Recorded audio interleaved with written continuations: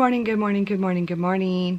Hello everybody, it's Monday. I don't know what I'm so excited about because it's Monday.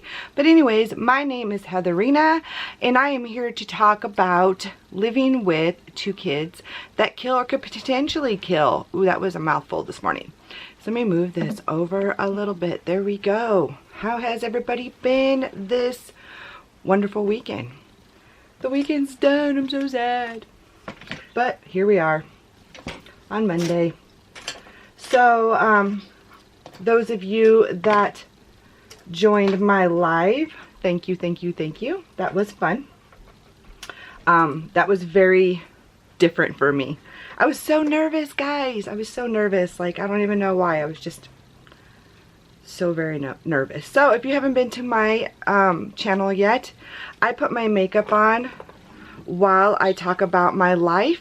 Me and my children are in the process of healing, and so I come on here and I talk about things like kind of like a counseling session, and you guys are the therapists, I guess. But anyways, I come on here and I talk about my life, and I put on makeup because sitting here in front of the camera and just talking, I just can't do it. It's not me. So yeah, I put on makeup and talk to you guys. So a lot of people have been asking for me to talk about the little girl who's not so little anymore. She is 16. She was out of the mental institution this weekend. I do know that. So a lot of you who were in my live got to see firsthand the complete chaos of these people.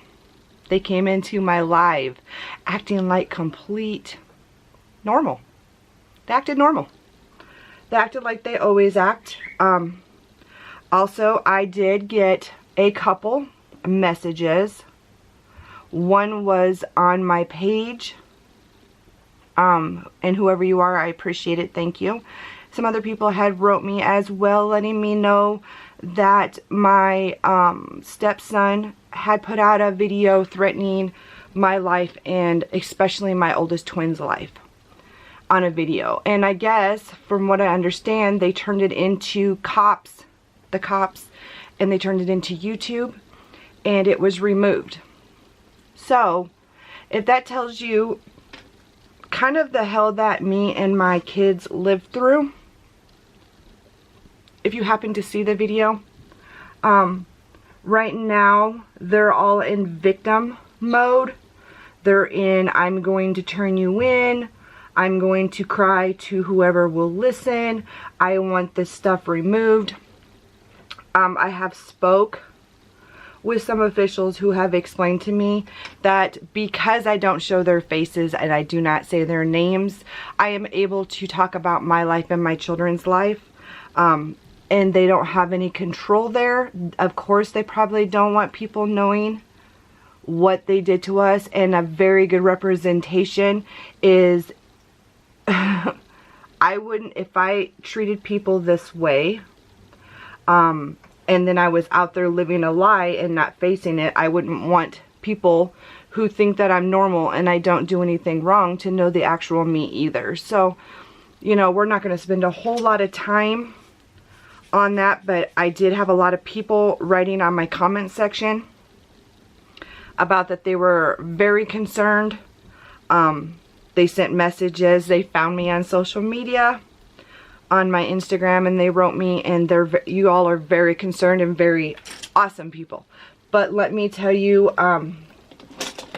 this is how my life has been for a very long time. It's been this way for a very long time, and this is probably, so you know, when you walk into relationships with other people, so a lot of you got to meet my boyfriend, and you see how great he is. You got to meet him on my live, and if you didn't, I am doing another live on Friday, so come and join me again, and you'll probably see him again. And I'm drinking my Pepsi. I have a couple moderators that'll be in there taking care of things because we don't care about them. But he's great. And I don't remember where I was going with this. He protects us and he keeps us safe. There was a lot of talk, I guess, on this supposed fake video about, you know, all the horrible things that we did. And, you know, I find it very interesting because we had CPS and everybody in our lives so often. I just wonder if all those things happened, how we got away with that. I mean, wow, we're like a super criminal, right? But anyways, so everybody keeps asking me to talk about my ex-stepdaughter, who was part of the craze in my house. So if you follow me on TikTok, then you know that she poisoned me. Ooh, that looks really... But she did. She poisoned me, and we're going to talk about that in this video. We're going to talk a little bit about her as well. So, as you know from some of my other stories, if you haven't watched those, please watch my other videos. It will tell you a lot of things as well that I may repeat here. She came to us at 5. She was behind in school. She was supposed to be in kindergarten, but she did not know her ABCs, 1, 2, 3s, you know, she didn't know them all and stuff like that. So we had decided, well, they had kind of did this testing thing with her, and they had figured out that it was probably easier just to go ahead and hold her back in kindergarten, because a lot of students are held back in kindergarten. It's nothing that's not normal, you know, for that age. So that we held her back. We decided to do, because I had already signed my girls up for homeschool. So we decided to go ahead and put her in homeschool as well. The boy went to regular school, and I had the 3 girls at this time in homeschool. And that purple just went everywhere, guys. So things went really good in school. She caught on to things fairly quickly. All of the kids, I had 3 5-year-olds at that time, and they did great. It was so much fun. It was my first year of homeschool as well, so it was a learning curve. My roommate helped me with all the girls. We would, you know, sit there, and they had a classroom, so I had turned one of the rooms into like a classroom. It wasn't like a room, but into a classroom. And yeah, we had a good time. She did really well, and you know, she had a lot of anger bouts, but for the most part, the days were actually pretty kosher, guys. Like, we didn't have a lot of problems with her doing homeschool. She was catching on fairly quick. They were having just a lot of fun. When she didn't want to do something, she was used to throwing a fit to get her way. So she, you know, of course, got a lot of timeouts and stuff like that. But for the most part, this looks crazy on my eyes. But for the most part, she did really well. We noticed that a lot of behaviors and things happened. When things would happen, her brother would be home. We did notice that somebody asked in my comments if she was different, or if they were different when they weren't around each other. Very much. Very, very, very much. It was almost like he set her off quite a bit. And I'm not sure why, because it wouldn't be like he would make her do things. She just acted completely different when he was around. Another thing that we noticed was every time they would go on visits, she would come back like she had forgotten everything that we had worked through. and they were going on visits every other weekend and every other holiday. But the little girl would act like she forgot everything. Like she, you know, everything that we would taught, and like we would have behaviors under control. And you know, and you hear that a lot. You hear that a lot when you have kids going on visits. Unless you have a really strong co-parenting relationship, which I really do with my ex. We have a really good co-parenting relationship.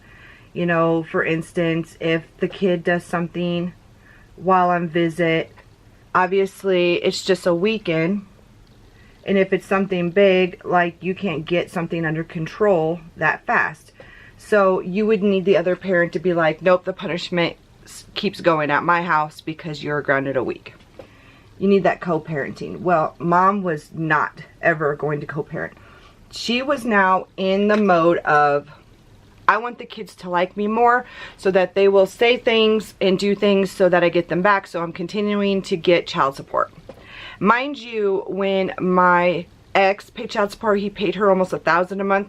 When we had the kids, she was only supposed to pay us $100, and she didn't. So there was no money for quite a long time. There was no money, and when it was $100 a month.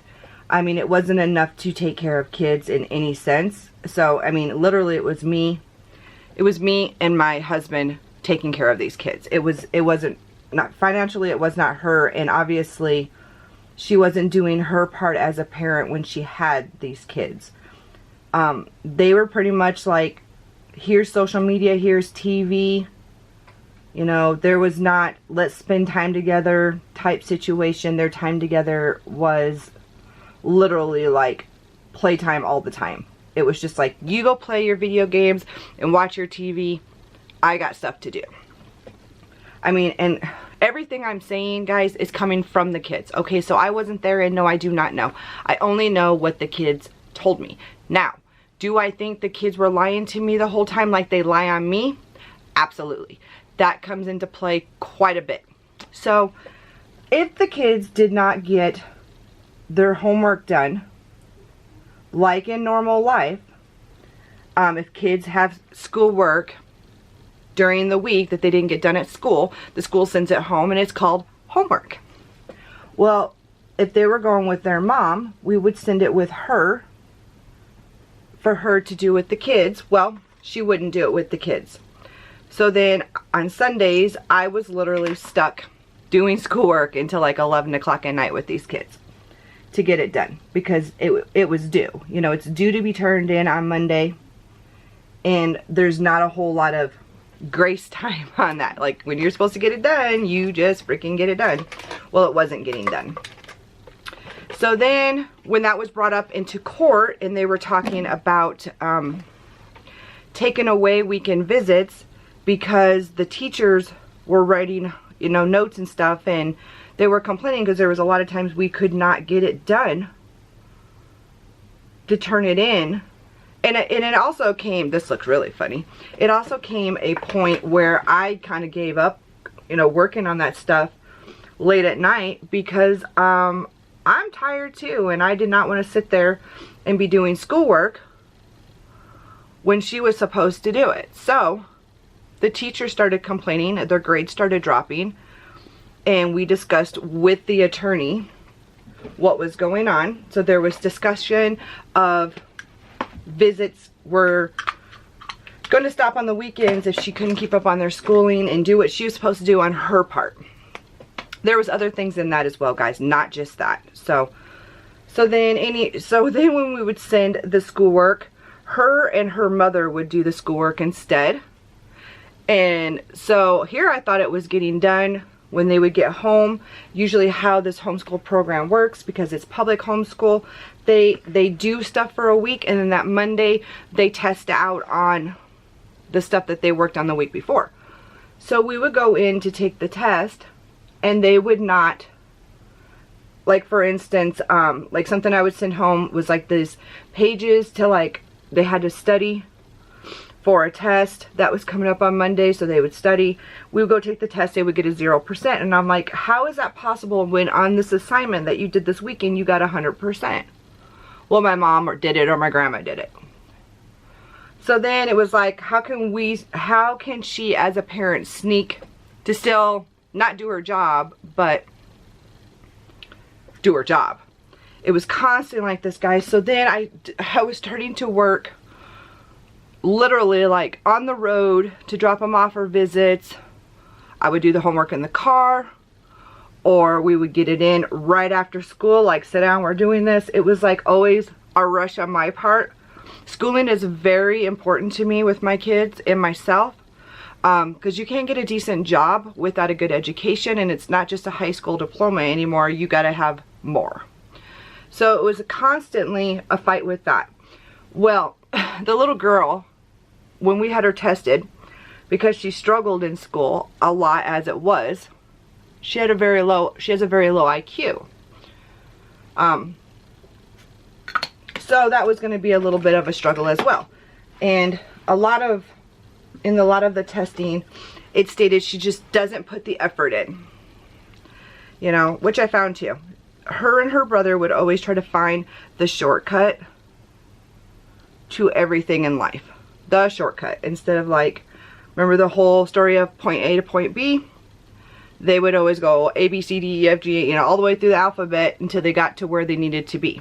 That was a constant. It's very exhausting to do things that way. So their brain is always like, how can I find the shortcut? Well, anyways, they would go on visits, and when they would go on visits, it was literally the big joke was always that Bio Mom was the Disneyland mom, because it was like, here, you can stay up all night, you can eat whatever you want, you can sleep wherever you want, you know, there's no rules, there's no nothing. You want to throw your wrappers on the floor, that's fine. And so coming back from that was really hard, especially on both kids, but we're talking mostly about the little girl. So that was hard on her, because she already had a very low IQ and a hard time learning things as it was, and it just made things even more confusing. You know, this feels really fun, but this doesn't, so it's easier to gravitate toward what's fun. I mean, it's literally like that to this day. Oh, you just got out of the RTC treatment center because you tried to poison somebody, you stole money, and you beat up people really super bad and pulled a knife on somebody. Here's a phone. Here you go. Oh, you want social media? Here's social media. Not, let's work on your social skills because you don't know how to interact with people without bullying. It's just like, oh, here's a phone. Here's a computer. Here's makeup. You want makeup? Oh, you don't clean your face and your whole forehead and your chin is literally broke out. That's okay. It will scar, but I don't care because you'll be an adult. So here you go. There's just like no thinking process with them. It's, how can I be the good mom? So living with taking care of people like that, you know, like that literally have don't know how to discipline because they're too busy trying to be the good guy, is very hard. So with the girls, she would have constant anger outburst because she wanted that same life, but she also wanted safety. So she felt like she was having to, you know, compromise her safety for all this fun stuff. Even though at my house she could have all that stuff, but it came with a price. It came with, you can't play video games until your schoolwork is done. You can't watch TV until your chores are done. You know, it's like normal life stuff, guys. And that concept was very hard. So they would watch my kids succeeding, getting their stuff done, you know, getting homework done, getting chores done, and being able to go play video games or being able to go watch TV, and they would be very hateful towards my kids, especially the little girl. So she was very jealous, still to this day, has always been and probably will always be super jealous. And actually the boy is too. It's really interesting. But they're super jealous over my oldest twin. My oldest twin, bless her beautiful little heart. And we all wish we were this way, but she doesn't have to really study to get good grades. Except for math. We're not going to talk about that. She has, you know, she's everything, she's an A+ student. Math, she's like, I think she says she's between like an A and a B, which she feels is bad. I feel is amazing because I suck at math. But she really doesn't have to work at school. She's just one of those people that it comes really super easy for her, where everybody else in life, me included, have to work extra hard to get good grades. But not only that, not only is she really good at school, she was just always a really good kid. I never had really any problems with her. With, you know, if she got in trouble for something, I could tell her to go to her room. She would quietly go to her room, be on her 15-minute groundation or whatever it was for the age that she was. She would go and do that quietly, and she would be done. And, you know, when something, if she got something taken away, she does not ask for it back. And Mom, having 5 kids at one time, I would forget that I took things. I would legitly find stuff that I took from her in my drawer like years later, because she does not ask for it back. She's just like, when my mom says I can have it back, I'll have it back. And I hate that, because sometimes as moms forget. I hate being asked all the time about something, but I also hope, like, sometimes I hope, like, she's just like, oh, you didn't give this back to me. For instance, she got her computer taken away like a year ago. And we were talking about something the other day, and she's like, I still don't have that back. And I was like, oh my God, did I forget to give that back to you? She's like, yeah, but it's not a big deal.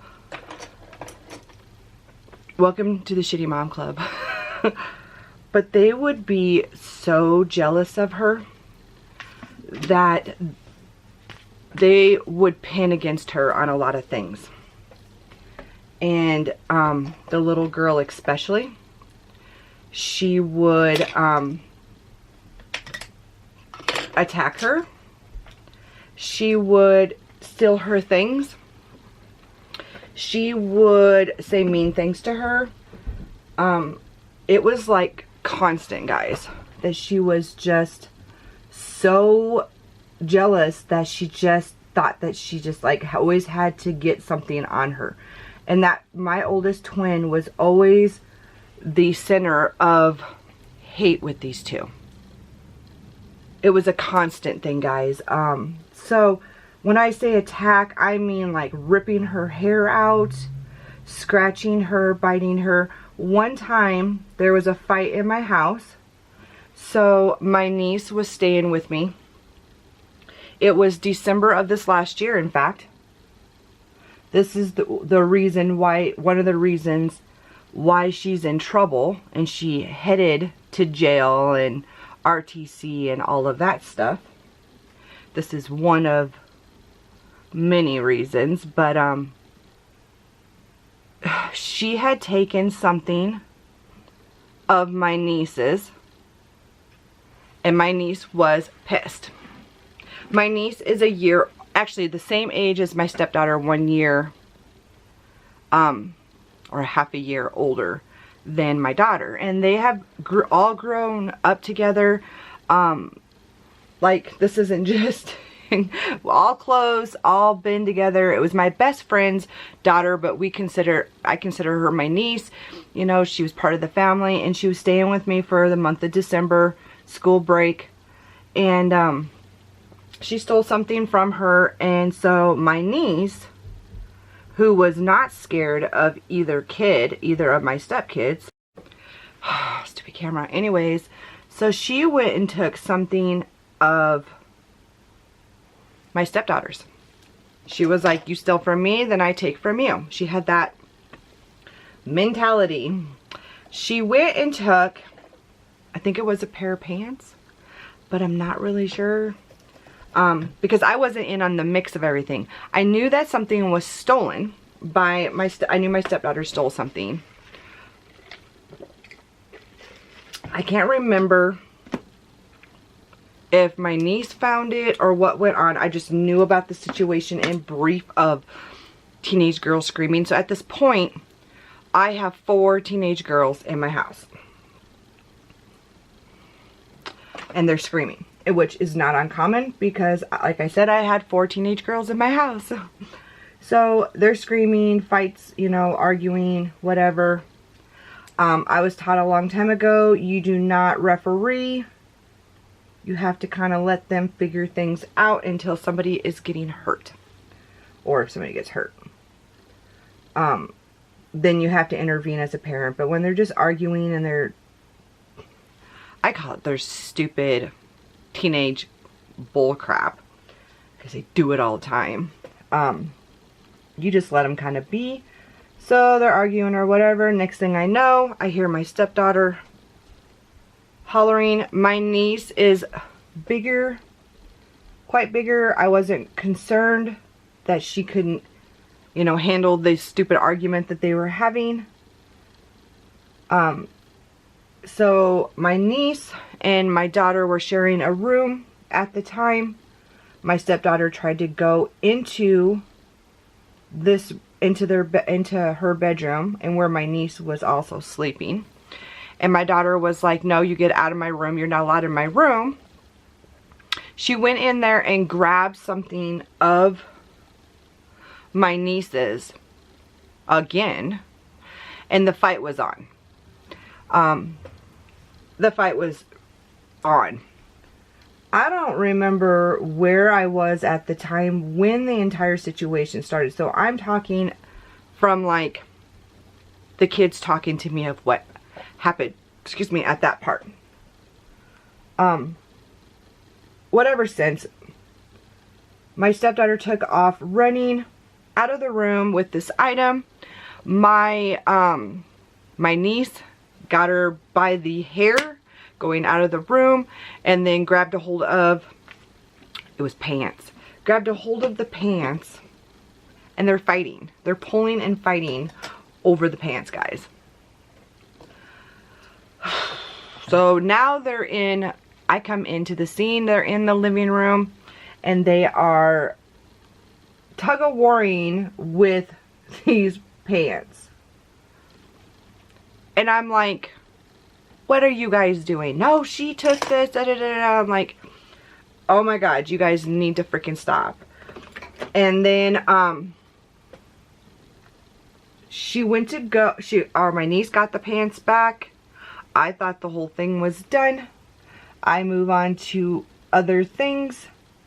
Guess my stepdaughter wasn't done. She goes running back into the room where my oldest twin was like pushing her out of the room.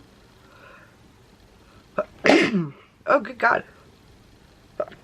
Okay. Woo.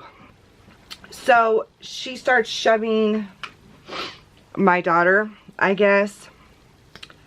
When I come back into the scene, because I start hearing them scream and stuff.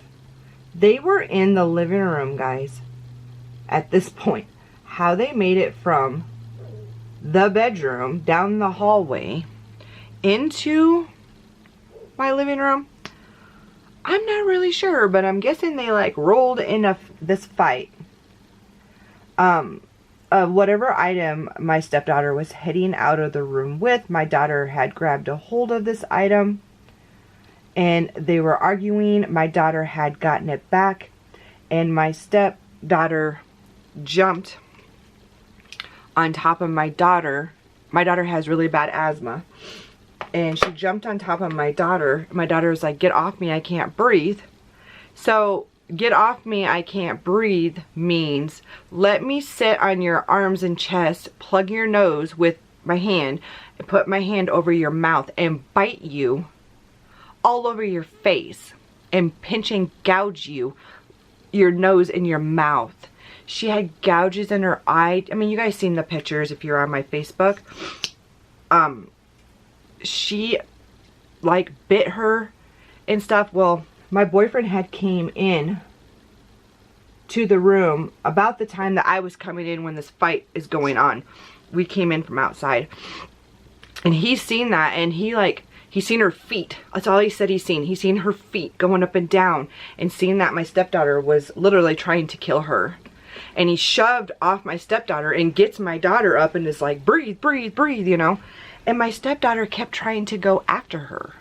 And my boyfriend's like, got the Three Stooges hand on her forehead, like, back up. What are you doing? Knock it off. What is going on? And then he's mad because my daughter can't breathe. Like, she's having an asthma attack. She can't breathe. So he's got my daughter.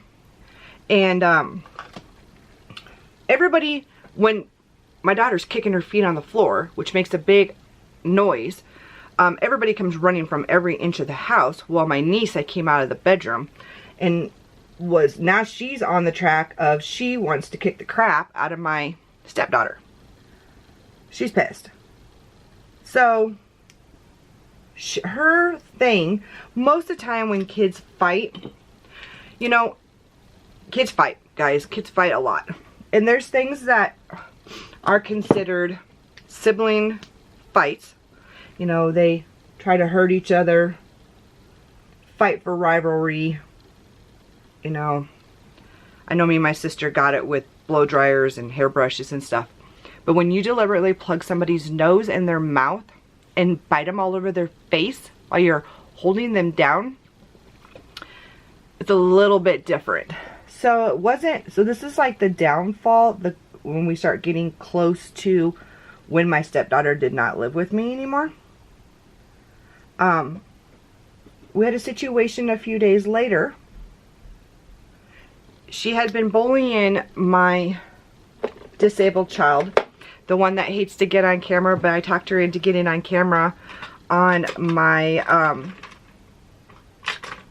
my head went blank, on my live. If you did not see it, I got her to come on camera. But, anyways, it was like not very long after the incident with my oldest, she was bullying my twin. She has been bullying my twin for 11 years. Well, me and my twin had had a talk, and she had told me that she bullies her and she threatens her life and she's scared of her and etc, etc, etc. So I had told my disabled child, my beautiful youngest twin, I got crap all over me. I told her, I said, I don't want you to talk to her at all. That is now the new rule, is if she tries to talk to you, you come and get me, and I will facilitate any conversations, anything that go on, will go through me when it pertains to her, because she was so scared of her. She didn't want anything to do with her. Well, this particular day, my youngest twin told me that she has been stealing, you know, my stepdaughter has been stealing money out of your purse. She makes me keep watch. She's threatened my life if I don't keep watch. She's, you know, she's sneaking out at night. She's making me do this and this that pertains to that. And if I don't, she threatens my life. So I had known about, I had gotten this information, and we had discussed this information with my stepdaughter, who now is pissed because she's been told on. She's been outed, and she didn't want to be outed. So she is screaming at the moment. She was screaming at my youngest twin and calling her a liar, and you're lying about me, and you know, the typical things that rad kids do, deny, deny, deny. She is doing that to my daughter, screaming in her face. I get in between. I'm like, you need to go somewhere else. You know, this is the way this is going to be. We're trying to figure out what we are going to do with the situation of her stealing all of this money. We are literally looking for the money. Going through the house, she wouldn't tell us where the money was. Most of it, we're talking $1,000, guys. We're not talking little money. We're talking big money. I pulled money out to pay my bills, and she had taken it. So we are looking for this money and stuff. Well, in the process of looking, my boyfriend is quite the little detective when he goes searching. He is finding trash bags and trash bags and trash bags full of fast food wrappers or convenience store wrappers down in her area. And he's finding lots of it. Then he finds a cooler that has stuff that hasn't been ate yet, which is like liters of pop and burritos from the convenience store and Oreo, just junk, guys, just straight up no nutrition junk food, where we found a ton of it. In that process, she decides to take my youngest twin. She throws her into the bathroom, shuts the door and locks it, and starts beating her. My disabled child, who has dwarfism and is literally half her size. She is the height of a 5-6-year-old. She's tiny. So my boyfriend breaks the door open, gets her off. She had my daughter behind the door of the bathroom, because when you got the door open, that was the wall that she was on, was behind the door. So he's trying to pull them out from behind the door. We have very small bathrooms. He's trying to pull her out from behind the door, and she just keeps going back for more. And he gets her out of the bathroom and into the hallway. She literally, and he's trying to see if my youngest is okay, and she literally comes back into the bathroom to try to hurt her more, to try to shut her up. You know, if you are so innocent like they keep claiming, why do you react to that then? Why do you react like that? You know, that's the question, the big question here. You keep attacking and going back for death. Like literally, she literally wanted to kill my daughter. Like she wanted to kill her. She was so mad and so upset that she got outed on her bullcrap, stealing, sneaking out, the whole biz, that she wanted to kill her. So I know you guys don't know a whole lot about RAD or children with ODD, or you know, some of the more serious disorders. When they get outed on something, they instantly turn into the victim. Oh, I did this and I'm hurt. They try to find something to take your mind off of what happened, so they don't have to deal with their problems. So she runs outside. She goes to my backyard. She finds some broken glass and she's squeezing it in her hand. My boyfriend goes, looks for her. I find out, you know, make sure that my kid is okay.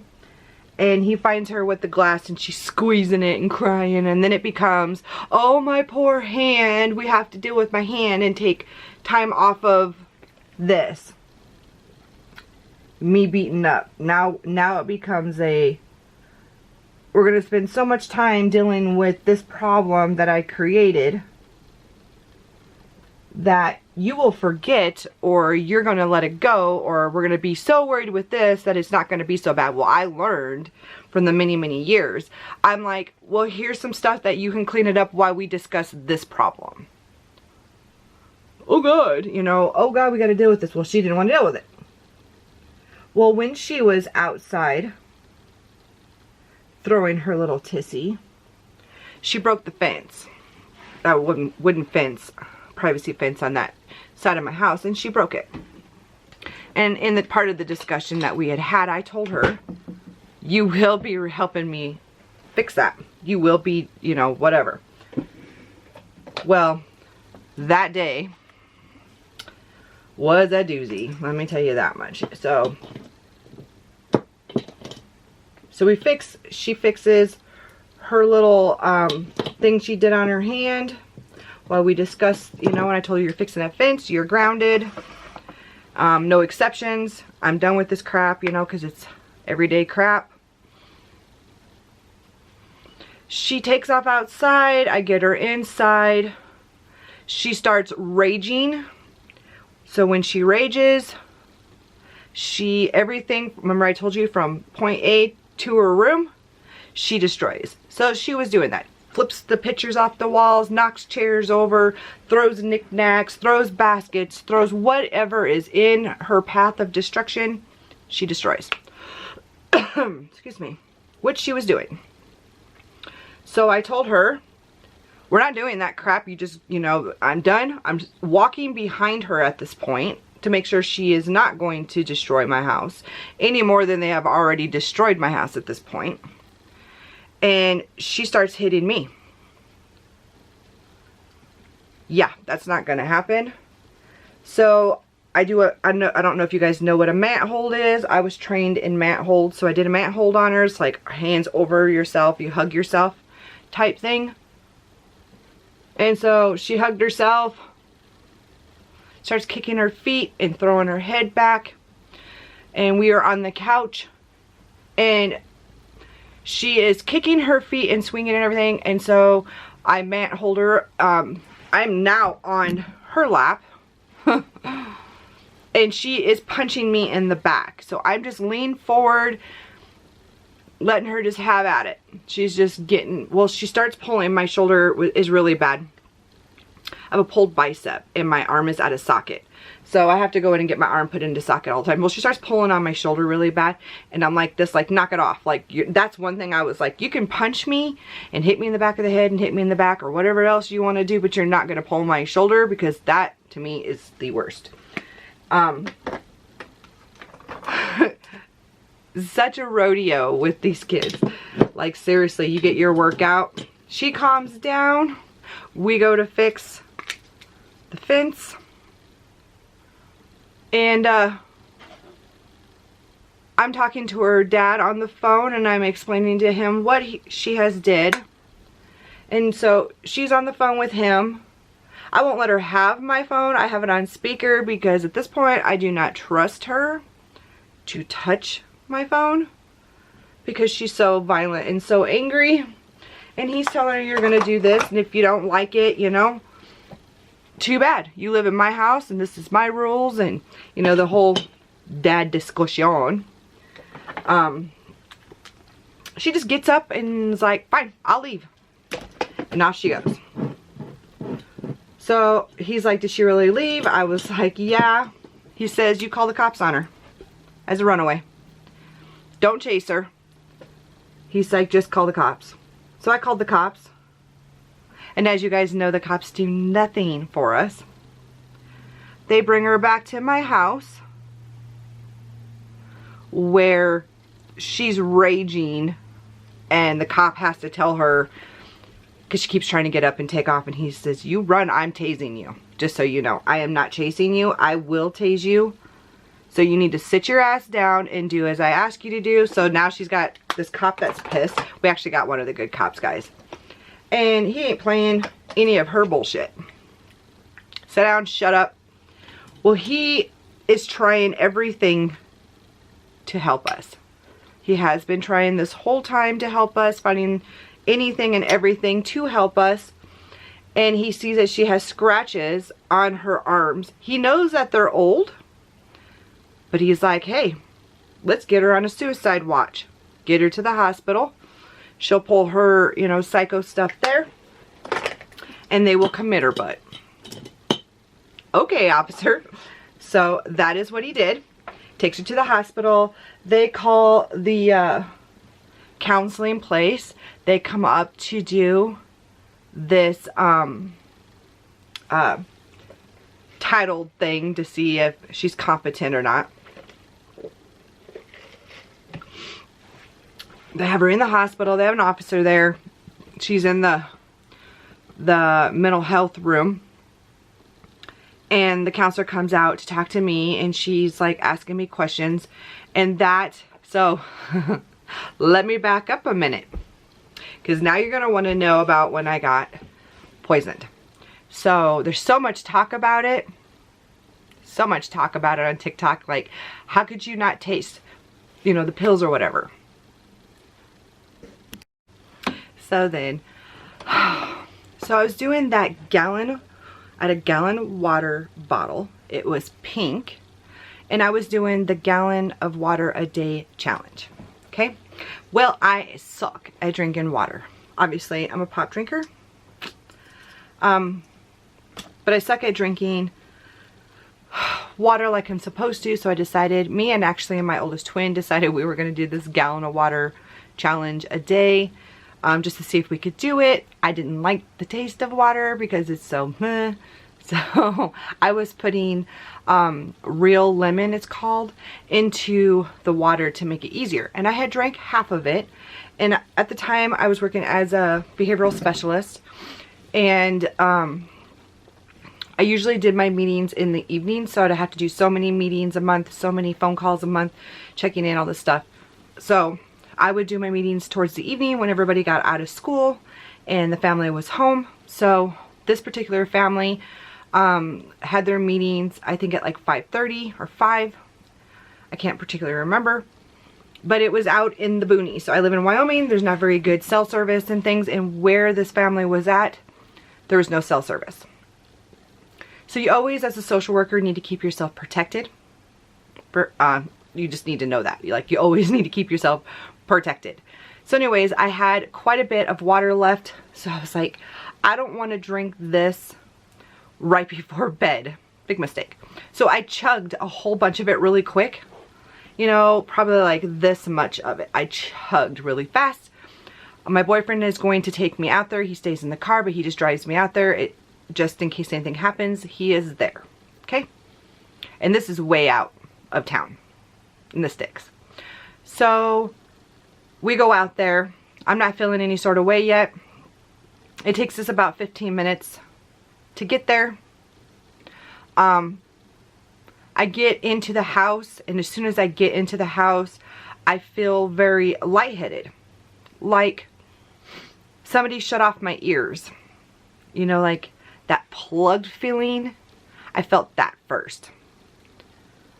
Then I started feeling like my eyes were crossing. Like I'm talking to them, and I feel like everything's in turtle mode, like slow mode. And I was like, I am not feeling right. And so I remember saying to the mom, like, wow, like my ears are really plugged, and got a dizzy spell for a minute. Like, I apologized because I'm sure I looked really funny. Then I pass out on their couch. I was sitting on the edge of the couch, and I passed out for a second, and I'm feeling really bad now. And the mom is very concerned. She's like, oh my God, do I need to call an ambulance out here? Like, what do I need to do? And I was like, I am fine. I'm going to excuse myself and leave. You have to, I'm trying to stay as professional as possible, you guys. This is very embarrassing. Like, everybody has their own judgments on things. I was very embarrassed because I didn't know what was going on. And, you know, I'm supposed to be professional, and here I'm passing out and stuff, and it looks very odd, I'm sure. I excuse myself very quickly. I go outside, get in the car. My boyfriend is like, wow, that was really quick, because usually it's an hour. And I'm like, I do not feel good. I passed out. I'm feeling really dizzy. I feel really bad. I can't catch my breath. So he starts driving like a madman to the hospital. We make it to the hospital. I start talking to the doctor, who has now at this point like taken blood, put an IV in. You know, they're now asking me questions like, did you fall? Did you hit your head? They're going through different things like, do you have any illnesses? You know, are you diabetic? You know, blah, blah, blah. They're asking me all these questions. And then it got to, are you allergic to anything? And I was like, yeah, I'm allergic to bananas. Did you eat anything with bananas? No. Do you feel like your tongue swelling, or do you have hives? No. I said, I haven't ate anything for quite some time. Only thing I did was I drank a bunch of water. And he's like, water wouldn't do that to you. You know, I'm like, it had real lemon in it. It's not, there's no additives. It's literally freeze-dried lemon in a little packet. It's real lemon. I give my youngest one it, you know, and I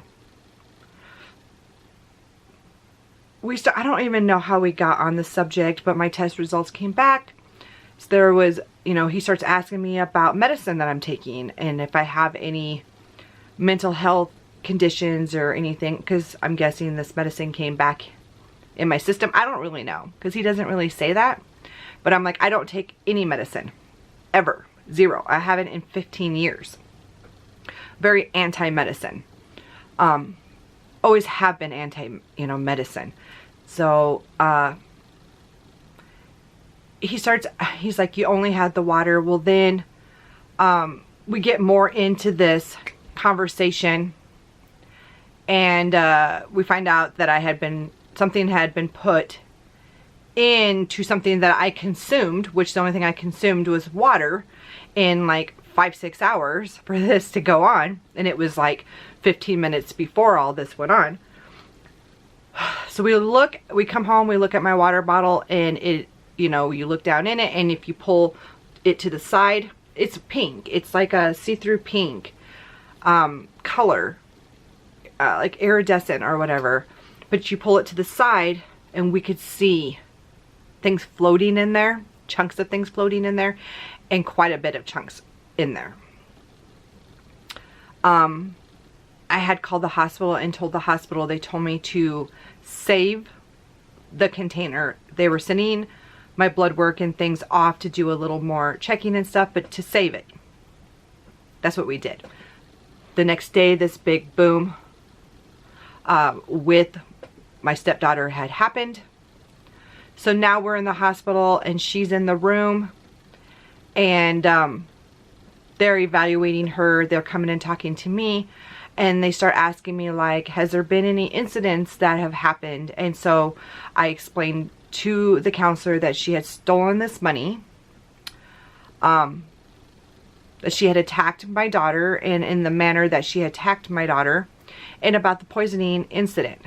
I explained that there was stuff floating in my cup, and that we were waiting for blood tests and stuff to figure out what was going on exactly. We knew stuff was in my system, but to know, I mean, it's for them to really do stuff at the hospital to find out what was in your system. It's like pretty much you have to die before they do those kind of tests and stuff, guys. So, I'm talking to this counselor lady, and she's like, did you report this stuff? And I was like, why? Nobody does anything. She's like, what do you mean nobody does anything? And I said, you know, so I literally, sitting with this counselor, I go through what I have been through with my stepkids for the first time with somebody who is willing to listen. And she's sitting there and she's listening to me, and she was like, she gets up from the desk and she comes out, she goes out into the hallway where there was an officer standing at watch, and she says, this is no longer a suicide hold, this is a homicide hold, which is a different protocol that they do. Now somebody goes into the room to sit. First they pulled out my stepdaughter into the hallway, and they pat her down. They find a wad of money in her pocket, which happens to be some of the money that she had stolen from me.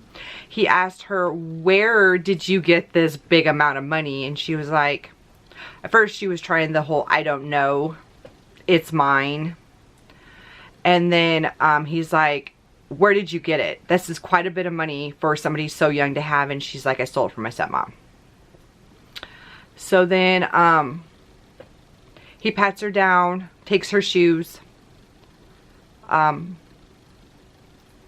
coat, and anything else he had brought out from the room, and he put it onto a tray.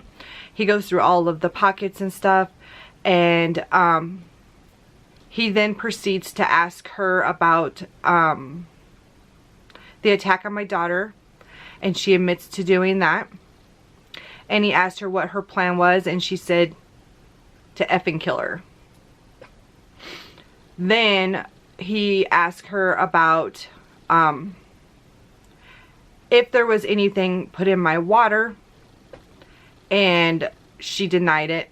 And then he continued to ask other questions where she admitted to putting her medication into my water bottle. So they put her back in the room on a homicide. He handcuffs her, puts her back into the room on a homicide hold. Me and the counselor go back into the small room where she was drilling me on questions and stuff. And she calls the district attorney and tells the district attorney that they need to transport her to juvie hall. And they tell her they do not have juvie hall hold in our area anymore. It is now 2 hours away. He asked, I mean, this is nighttime, guys, that this is going on. He asked what is going on. She explains to him that she has somebody on a homicide hold, explains to him why, and that she had admitted to the things that she's being held for. And so he states that she needs to be arrested and sent to the jail. So cops come, they tell her pretty much her rights or whatever. I don't really know because I wasn't in the hallway. And they put her in the back of the cop car and they took her to adult jail. And the counselor put her on a no sight, no sound in the room. Homicide watch. Homicide, and then for the first 48 hours, suicide watch. They took, I guess, all of her clothes and gave her a wearable blanket. She was not allowed to have a bed. She had to sleep on the floor. They blocked all of the sight and sound in her room. She was not allowed to have any items because now she's on homicide watch because she tried to kill somebody twice. And she sat there for about a month. While they were in the process of looking for some sort of mental facility to take her, and they could not find any. So it goes on for like 2 weeks. Me and the counselors, district attorneys, everybody is calling all of these facilities, excuse me, all in Wyoming and then all of the surrounding states. Nobody will take her. Her first evaluation for PTRF was denied to take her because she was too violent. A month later, they got her on, the counselors and stuff that were going to the jail to see her and psychiatrists and stuff, got her meds situated with her, and they did another evaluation where the PTRF would take her, and they shipped her to the PTRF where she sat to get stable so they could find, now their thing was to find an RTC for her to go to. The interesting part is I'm the one that got the PTRF for her, and I'm the one that got the RTC for her. Me, who is nobody, not her POS bio mom, who did nothing. Literally, she did nothing but deny, and everything to get her out of it. You don't think your child needs help? Help your child. Her dad did not do very much. I very often like to make excuses for him,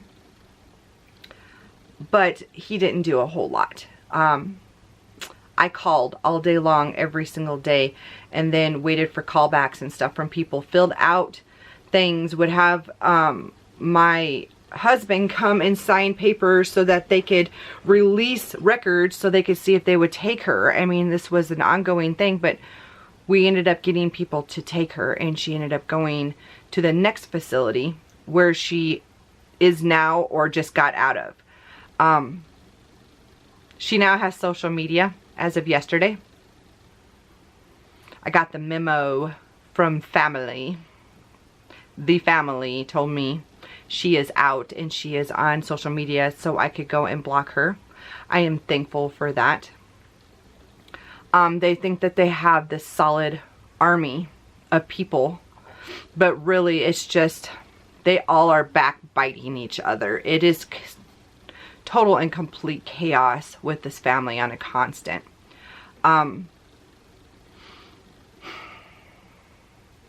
A lot of people asked about her pinching my baby when she was a newborn. She did that quite often. And I didn't catch on to it because when I would go, like, I would lay my baby down on the floor. The living room is right here, guys, like right outside my door. And so my baby would be playing on the floor. I'd come just right in here to the bathroom. And then I'd hear her cry. And, you know, everybody loved my youngest. Everybody loves my youngest. I shouldn't say loved. Loves my youngest. And I never seen any aggression or anything towards her. Everybody had nothing but love. My stepdaughter was very jealous of my youngest. She's very jealous of my oldest, but very jealous of the youngest because she was getting held and breastfed and all this attention and stuff too, and she wanted it for herself. I mean, that is what she ended up telling me.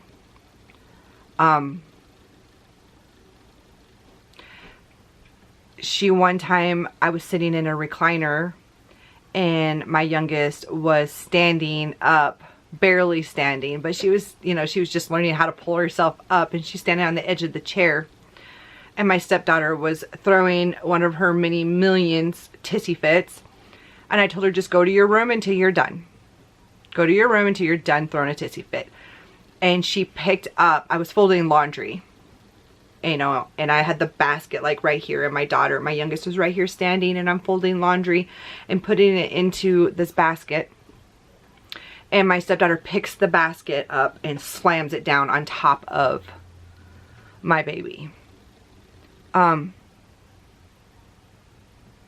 get so much judgment of why I stayed, or these aren't your kids, screw bio mom, screw bio dad, yeet the kid. I get that a lot. I get a lot of judgment on why I stayed. I knew 2 weeks before I married my husband that he cheated on me. We had just gotten his kids. I was dumb like the rest of the world of all they need is love and attention. I thought that. That is not even remotely true. All they need is for somebody to pay their bills while they let them do whatever the hell they want to do. That is the only time that they're happy. So honestly, if I would have known then what I know now, being with bio mom would have been the best bet all the way through, because she don't give a crap. She lets them run, and she is an enabler of their bull crap. And they would tell me some horrendous things, you know, about eating out of the dumpster to survive, and being taken to babysitters that would molest the little girl, and all of these guys in and out of their life, you know, being left alone, being hit with items from grandma and her, you know, shoes and sticks and all of this stuff. And we got so many stories, you know, from the kids. And so it's like, I just dropped stuff. I just wanted to protect them, love them, and give them a good life. And what people don't understand is I got zero benefit. Zero. I didn't get child support from mom. I didn't get child support from dad. I didn't get help from either one of them. I didn't get all this endless love and attention and affection from the kids.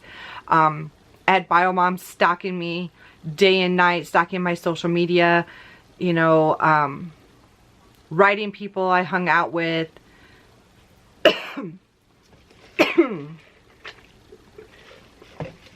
Constantly being harassed. You guys, I felt like the whole town was against me because I wasn't speaking out about what was going on as loud as I'm speaking out now. And so everybody was believing this poor innocent bio mom, and her kids got taken away by this evil stepmom who is beating and abusing and doing all this horrible stuff to these kids. And I became the villain. And a villain in a story where I got no benefit. No benefit for keeping them. I had nothing. There was zero. Bio mom has told her kids now that they're being court ordered back to her, thank God. She's telling them that I got child support and stuff from her. No, I didn't.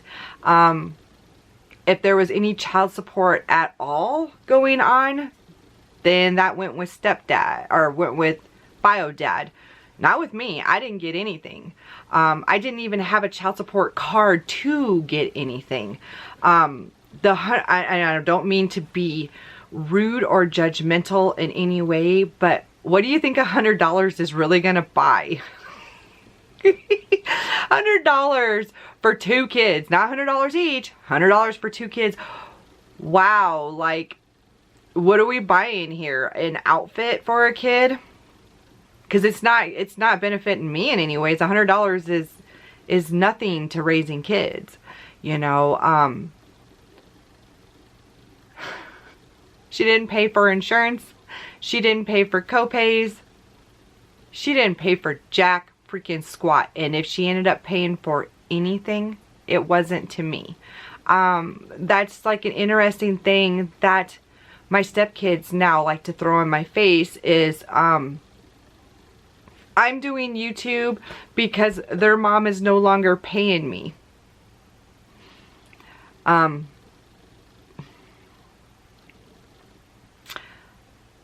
They're not paying. She's like, I don't even know. Like the other things that she says, you know, like, she's just mad because I'm not paying her child support no more. No, I'm not getting your $100 anymore. Never got it to begin with. And you're not paying it to us. You're paying it to the state because your kids are in state custody, honey. Like, your perfect lifestyle is not so perfect. At least when they were with us, they weren't in state custody. With you, they're in state custody, and they have to have all these people investigate and watch things that are going on. I don't have that here. My kids don't have to go through any of that, guys. They don't have to go through all the stuff that you guys have to go through. We have to just go through healing from your ultimate mental psychosis that you guys live in. If there was a dictionary picture of habitual liar, the 3 of you would be lined up. You would. It's very interesting that they come and watch my videos. It's very interesting that my stepson has put my videos into his playlist on his page. Interesting, right? We're still being stalked. His friends have came and told me, or my daughter, you know, stuff about, you know, saving things on his playlist. I guess about this video he made. I never seen the video. I have you blocked, and I have no interest in coming and watching your pity. I seen the one video, and that was enough for me. I see you have not gotten help, and that's very sad. And I pray that you get help and that your sister gets help. But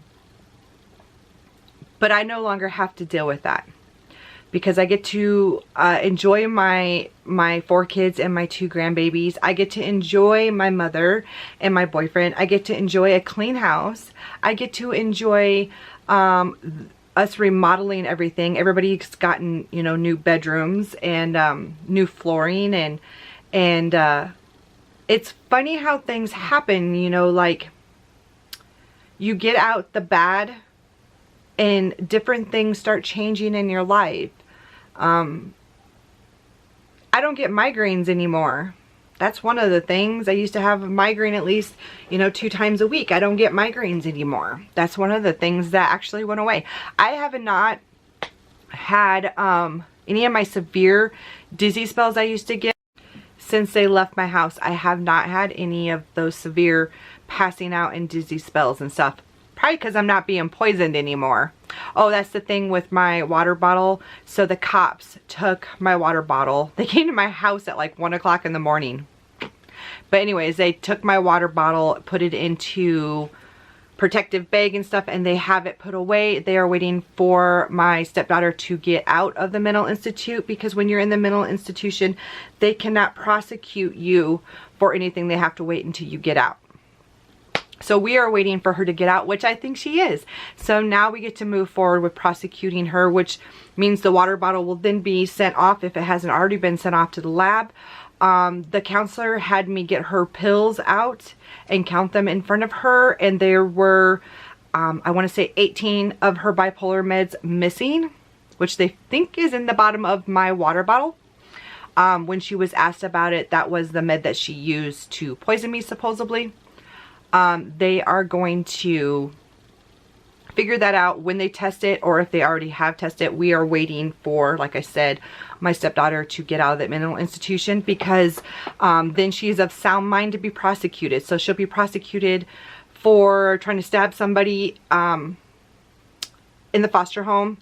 She will be prosecuted for trying to smother my daughter. She will be prosecuted for the money she stole, and she will be prosecuted for poisoning me.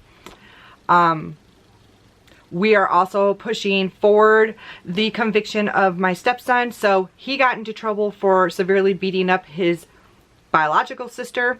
So he was on probation. I'm pushing now for him to be convicted of offending my daughter, and it was on camera. So it should be easier to convict him for my daughter's thing, because with his biological sister, there was no proof. With mine, there is proof. So my daughter recorded it. I find that it's really funny because these kids are the victims of everything. So they prosecute things when it pertains to them getting hurt. But when it came to my kids getting hurt, everything's just kind of sat. My stepson has admitted to his principal that he stole the money out of my purse. He has also admitted it on camera, on video. So we will be prosecuting for the money he stole out of my purse. It was not the $45 or whatever that he's claiming. It was almost $800 that he ended up stealing 2 different times. So it was one day and then the next day that he stole. The first day he stole $500 supposedly, and then sold the rest the next day, and he stuck it all into a vending machine. So we are still working on that, and I feel we have stuff going on with the state for protection orders and stalking orders and things like that. They feel because I am making these videos and I'm doing things that I'm attacking them, but really I'm not. So I have a right to heal. My kids have a right to heal, and we have a right to tell our story. I feel like more people need to know about ODD and personality disorders and reactive attachment disorders. There is so many women out there, and men that feel alone. Feel like nobody is helping them, feeling like cops don't believe them, counselors don't believe them, because here these kids act a certain way at home and they go to counseling or they go to school and they're little angels. They're smart. Somebody asked me to talk about the honeymoon period. They can honeymoon for 6 months. They can honeymoon up to a year.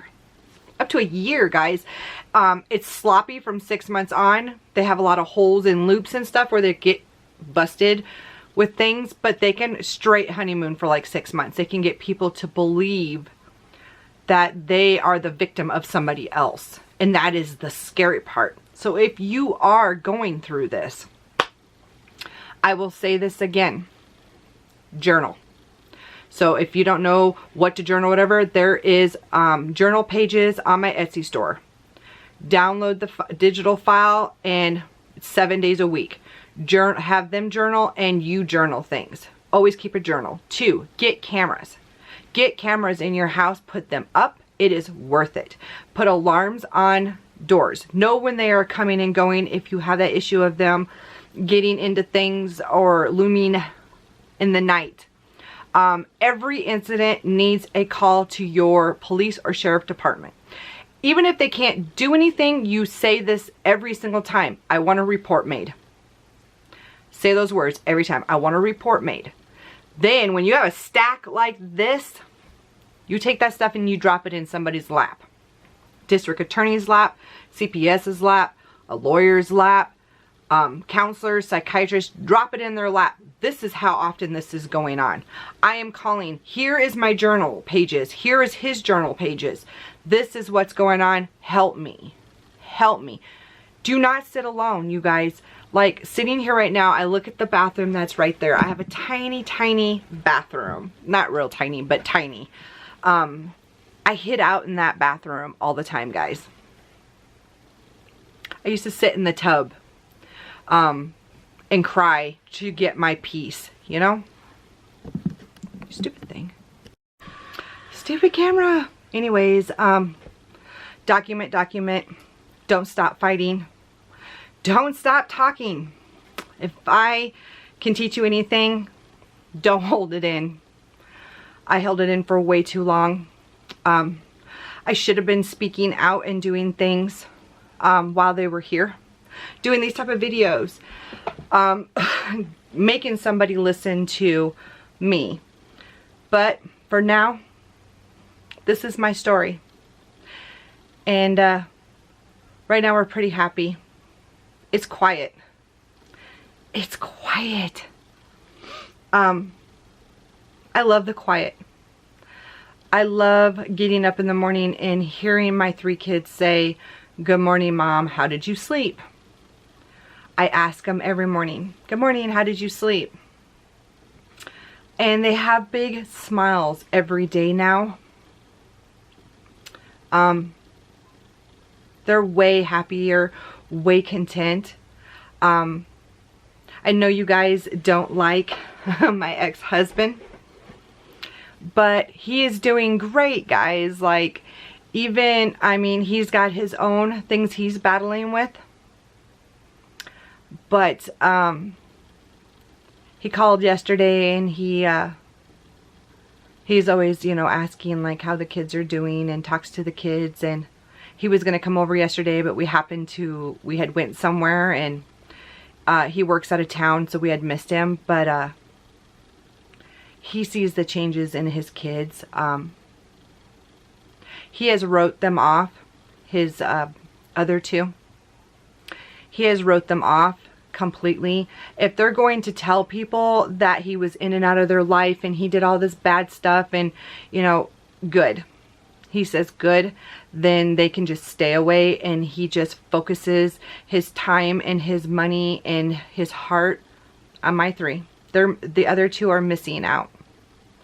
The last time he had came and visit the kids, things are so much different now, but he come and visit the kids and he handed all of them a $100 bill and said he was taking them shopping. And that's his thing right now, is he gives them $100, each one of them, and he goes and he takes them shopping. And that was stuff he wasn't able to do before, because the other 2 took so much of our time, so much of our money, so much of our sanity, that we weren't able to do these big things for our kids. And my ex is on a track of trying to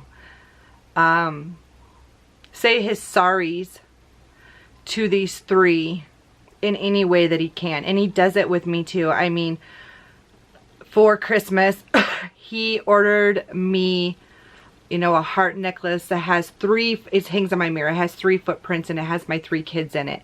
And he said, the one that has my kids in it that I had made for you, throw away. Be done with it and move on. So there is good that is coming out, you guys, and will continue. But for now, I gotta go. I got things to do today. So I will see you tomorrow. Have a good day, guys. And remember, put more good into the world than what you take out. Be nice in the comment section. Be nice to everybody. Bye now.